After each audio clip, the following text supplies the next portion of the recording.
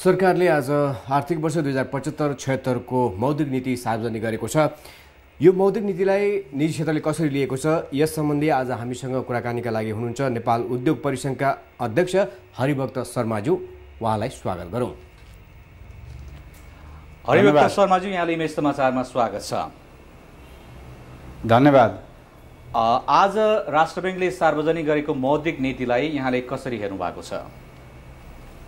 मलाई लाग्छ नेपाल राष्ट्र बैंकले नेपालको अहिलेको मौद्रिक जुन हिसाबको समस्या हामीले भोगिरहेका छौँ, विशेष गरी उद्योग धन्दाको लगानी वृद्धि गर्नको लागि आवश्यक पर्ने जुन धेरै ठुलो मात्रामा चाहिँ हामीलाई रकम चाहिन्छ, त्यो रकमको अभाव भएको छ। लिक्विडिटी चाहिँ घट्दै गएको परिस्थिति छ एकातर्फ भने, अर्कोतर्फ सरकारले प्रोजेक्ट गरेको 8% को आर्थिक वृद्धि दर भन्दा बढी हाम्रो अर्थतन्त्र बढ्न सक्छ भन्ने हाम्रो प्रक्षेपण छ निजी क्षेत्रको तर्फबाट। तर त्यसको लागि सरकारले गर्नुपर्ने कामहरू, हामी निजी क्षेत्रलाई दिनुपर्ने प्रोत्साहनहरू एकातर्फ छन् भने, अर्कोतर्फ लगानीयोग्य रकमको अभावको जुन हामीले चुनौती भोगिरहेका छौँ, त्यो समाधान नगर्दासम्म हाम्रो अर्थतन्त्रले अर्को लेभलमा फड्को मार्न चाहिँ सम्भव हुँदैन। त्यसकारणले मलाई लाग्छ नेपाल उद्योग परिसंघ लगायत हामी निजी क्षेत्रका संस्थाहरूले दिएका सुझावहरूलाई मनन गरेरै हुनुपर्छ। राष्ट्र बैंकले केही हदसम्म अलिकति लचिलो नीति ल्याएको छ, केही नीतिगत परिवर्तनहरू गरेको मैले महसुस गरेको छु। उदाहरणको लागि सीआरआर या एसएलआर जस्ता चाहिँ रेसियोहरूलाई चाहिँ अलिकति कम गरेर नेपालको लगानी योग्य रकम चाहिँ उपलब्ध हुन सक्ने गरी ब्याङ्कहरूलाई अलिकति सहुलियत प्रदान गरिएको छ लगानी योग्य रकम बढाउनको लागि। भने हामीले देखेको के हो भने, हाम्रो आफ्नो कारणले भन्दा पनि हाम्रो छिमेकी बजारहरूको कारणले नेपालमा महँगी वृद्धि हुने सम्भावना बढी छ। डलरको भाउ नै गएको 3-4 महिनामा 3-4% भन्दा बढीले वृद्धि भएको छ, जबकि त्यो वृद्धि हुनुपर्ने कारण चाहिँ हाम्रो अर्थतन्त्रसँग त्यसको कुनै सम्बन्ध छैन। हाम्रो नेपालको रुपियाँ चाहिँ भारतीय रुपियाँसँग पेग गरिएको हुनाले भारतमा डलरको मूल्य बढ्दा हामी कहाँ पनि बढ्ने चाहिँ यो प्रत्यक्ष रूपमा यसको प्रभाव पर्छ। त्यसकारणले भारतीय बजारमा देखिने मूल्य वृद्धिको चाप एकातिर नेपालमा पर्छ भने, अर्कोतर्फ अहिले भर्खरै नेपाल सरकारले प्रस्तुत गरेको बजेटमा धेरैजसो सामग्रीहरूमा भन्सार आयात दरहरू चाहिँ वृद्धि भएको छ। त्यसकारणले एकातर्फ हाम्रो मूल्य वृद्धि राष्ट्र बैंकले तोकेको जस्तो 6.5% भन्दा माथि जाला भन्ने हामीलाई आशंका छ। त्यसमा राष्ट्र बैंकले धेरै गम्भीर भएर काम गर्न एकातिर जरुरी छ भने, अर्कोतर्फ सरकारको पनि त्यसमा धेरै ठुलो तदारुकताका साथ इन्टरभेन्सन चाहिन्छ।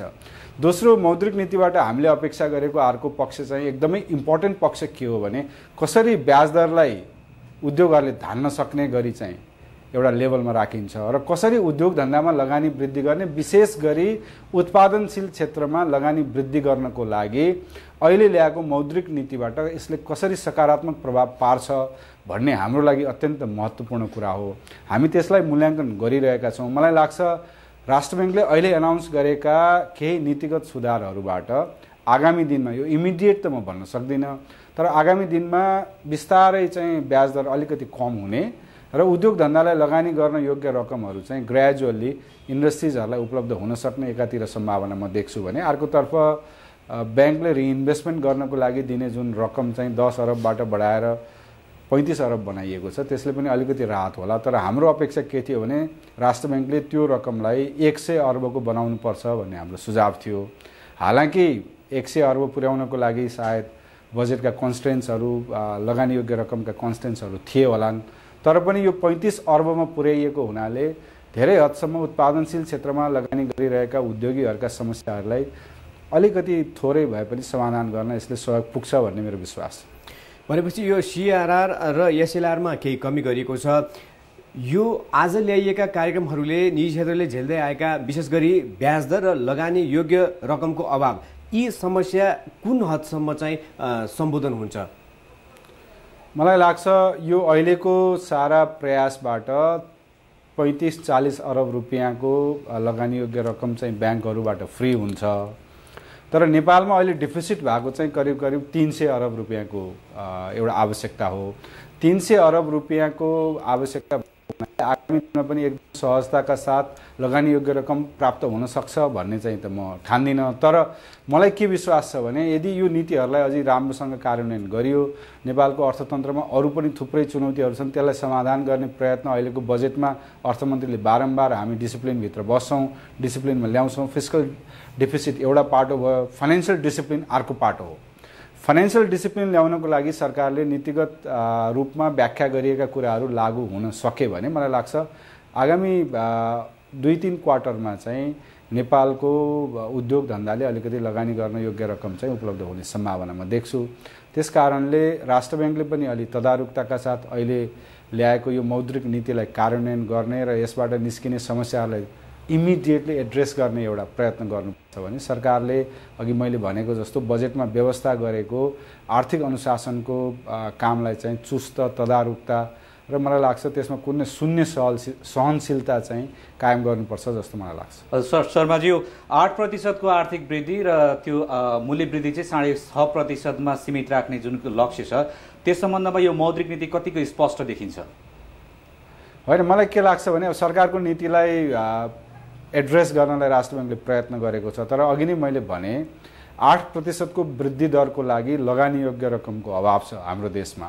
त्यसकारणले हामीले एकातर्फ अब विदेशी पुँजीलाई चाँडै परिचालित गर्नको लागि प्रयत्न गर्नु पर्यो, अर्कोतर्फ मूल्यस्फीतिको कुरा जहाँसम्म छ यो हाम्रो देशको आन्तरिक कुराले नीतिले मात्रै मूल्यस्फीतिलाई कन्ट्रोल नगर्ने हुनाले अघि नै मैले भने डलरको भाउ नै हाम्रो कारणले होइन कि छिमेकी बजारहरूका कारणले विशेष गरी भारतको बजारको कारणले 4-5% को वृद्धि भइसकेको छ।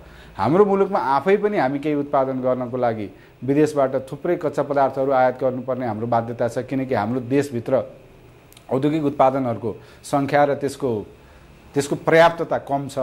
दोस्रो कुरा, नेपालको बजारमा पनि मुद्रास्फीति बढ्ने किन देखिन्छ भने अहिलेको नयाँ बजेटले धेरै वस्तुहरूमा त्यसको आयातको शुल्क बढाएको छ, भन्सार बढाएको छ, कतिपय चिजमा नयाँ नयाँ अन्तशुल्कहरू थप गरिएका छन्। त्यसको प्रत्यक्ष प्रभाव मूल्य वृद्धिमा पर्ने हुनाले र अर्को एउटा तेस्रो चाहिँ पोइन्ट चाहिँ के छ भने हामीले श्रमिकहरूको ज्यालामा वृद्धि गरेका छौँ। 40% जतिको वृद्धि हुँदा त्यसबाट पनि मूल्य वृद्धिलाई चाहिँ प्रभाव पर्छ, मूल्यको बढोत्तरी हुन्छ।